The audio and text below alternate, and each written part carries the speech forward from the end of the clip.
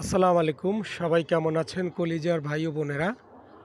আমার মোবাইলের ছবিতে যে ফুলগুলো দেখতে পাচ্ছেন অনেক সুন্দর।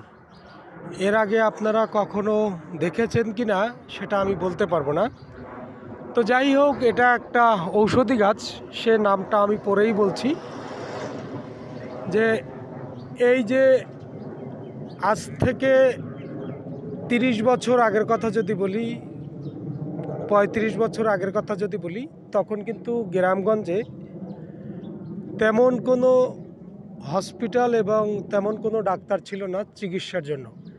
তখন কিন্তু এই যে সাধারণ, যে আমরা এক কথায় যদি বলি হাতুড়ে ডাক্তার, তারাই কিন্তু চিকিৎসা করেছিলেন তখনকার মানুষের। তো এটা যে ঔষধি গাছ, আজকে আমি বলে দিচ্ছি যে এই গাছটির নাম হচ্ছে কাপলা গাছ।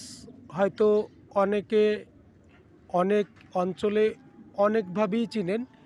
তো আমাদের বরিশালের ভাষায় যেহেতু কাপলা গাছ বলে, এটার কাজ হচ্ছে যে এটার যে একটা ছাল আছে, সেই ছালটি আসলে যাদের পেট কামড়ায়, তারপরে আমাশা থাকে, তাদের জন্য আর কি এই গাছটি উপকারে আসে। কারণ এই গাছের যে ছাল রয়েছে, এটাকে কেটে যদি রস করে শেষে প্রতিদিন খালি পেটে যদি খাওয়া যায়, তাহলে এটার আমাশার জন্য উপকারিতা, এবং যাদের পেট কামড়িয়ে কিংবা এই যে পেটের যে সমস্যাগুলো খাবারের যদি ট্রাবল হয়, সেটাও কিন্তু এখান থেকে কমে যায়। তো এইটা নিয়েই কিন্তু আজকে মূলত আমি একটু করলাম যে আমি গাছটাকে একটু পুরো দেখাচ্ছি। আবারও বলে দিচ্ছি যে এই গাছটার নাম হচ্ছে কাপলা গাছ। এটা এক কথায় যদি বলি আমাশার রোগের জন্য খুব ভালো কাজ করে।